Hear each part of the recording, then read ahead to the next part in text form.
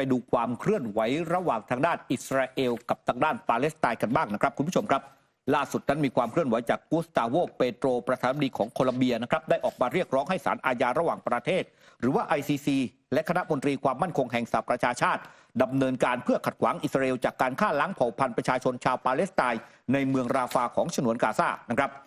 บคณะรัฐบาลสงครามอิสราเอลนั้นอนุมัติมาตรการยกระดับปฏิบัติการทางทหารในราฟาเมื่อวันที่10 พฤษภาคมที่ผ่านมาในขณะที่นายกรัฐมนตรีเบนจามินเนทันยาฮูประกาศเดินหน้ายุทธการรุกคืบแม้สหรัฐจะส่งเสียงขู่จะตัดลดความช่วยเหลือทางทหารก็ตา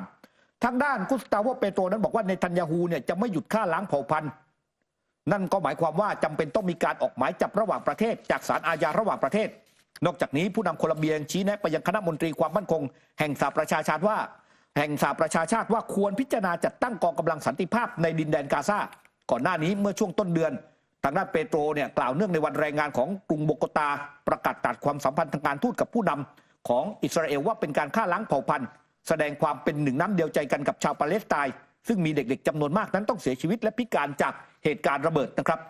เมืองราฟาซึ่งตั้งอยู่ทางตอนใต้ของกาซาถูกศูนย์กลางของพลเมืองหลักสุดท้ายดินแดนแห่งนี้นะครับยังไม่ได้อยู่ภายใต้การควบคุมของอิสราเอลมีชาวปาเลสไตน์ไร้ถิ่นฐานนับล้านคนเข้ามาอาศัยอยู่ในพื้นที่ดังกล่า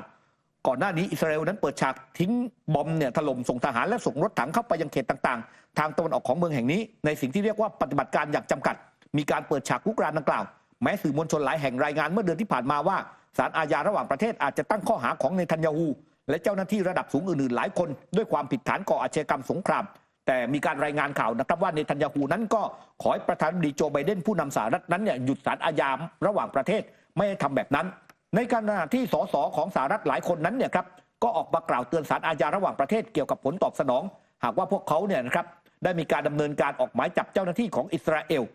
ในขณะที่ตอนนี้เนี่ยครับคุณผู้ชมครับสถานการณ์ที่เกิดขึ้นนั้นเขาบอกว่าทำให้ตอนนี้ชาวปาเลสไตน์นั้นเสียชีวิตไปแล้วเนี่ยกว่า 35,000 คนนะครับสำหรับเหตุการณ์ที่กำลังเกิดขึ้นณขณะนี้และตอนนี้ก็มีความเป็นไปได้ว่าอิสราเอลนั้นจะบุกเมืองราฟาและอาจจะทำให้มีผู้เสียชีวิตเพิ่มขึ้นอีกจำนวนมากครับนอกจากโคลอมเบียนะคะที่จะยื่นเรียกร้องต่อศาลอาญาระหว่างประเทศแล้วเนี่ยอียิปต์เองก็เป็นอีกหนึ่งประเทศนะคะที่เตรียมตัวจะเข้าร่วมการฟ้องร้องในครั้งนี้เนื่องจากเขามองว่าการกระทำของกองกำลังอิสราเอลนั้นเนี่ยมีการกระทำที่ก้าวร้าวแล้วก็หนักหน่วงมากขึ้นโดยเฉพาะการโจมตีของกองกำลังอิสราเอลวันนี้พลเรือนชาวปาเลสไตน์ในฉนวนกาซาแล้วก็รวมไปถึงเรื่องของราฟาเองเนี่ยเกิดความเดือดร้อนอย่างหนักทางการของอียิปต์เนี่ยบอกว่าเขาต้องการที่จะเรียกร้องให้อิสราเอลมีการปฏิบัติตามพันธสัญญาในฐานะมหาอำนาจผู้รุกรานและก็ให้ปฏิบัติตามมาตรการชั่วคราวที่ออกโดยศาลอาญาระหว่างประเทศที่กำหนดให้อียิปต์นั้นต้องรับประกันการเข้าถึงของความช่วยเหลือด้านมนุษยธรรมและก็สิ่งของบรรเทาทุกข์ในแนวทางที่เพียงพอต่อความต้องการของประชาชน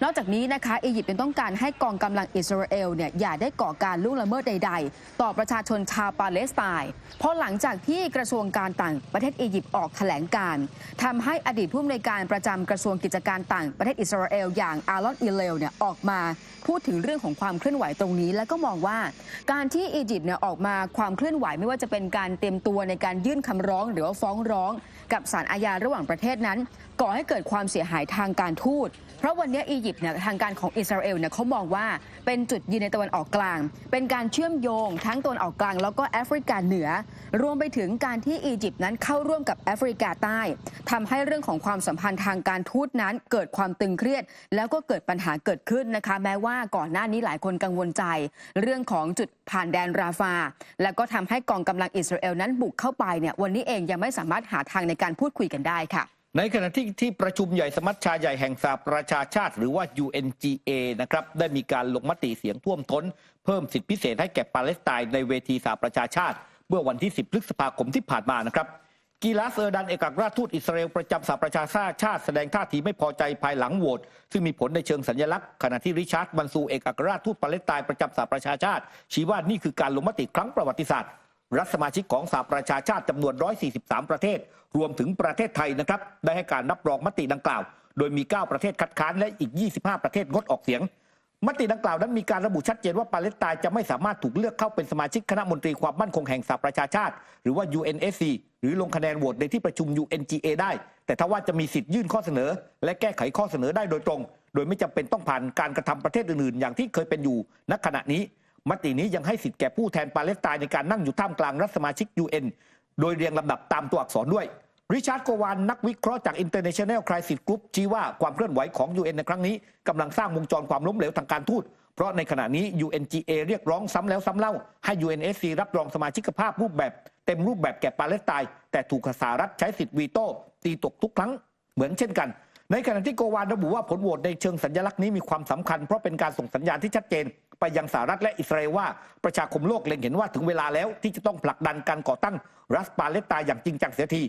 ปาเลสไตน์ได้ยื่นคำร้องซ้ำในเดือนเมษายนเพื่อขอเข้าเป็นรัฐสมาชิกของ UN เต็มรูปแบบจากปัจจุบัน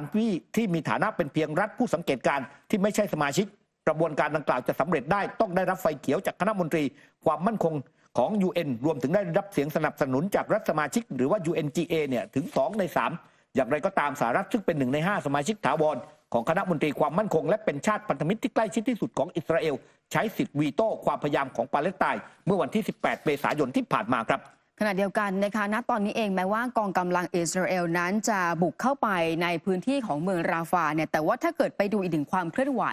ปรากฏว่าอีกด้านหนึ่งเนี่ยกองกำลังอิสราเอลนั้นมีการส่งรถถังกลับเข้าไปในหลายพื้นที่ของฉนวนกาซา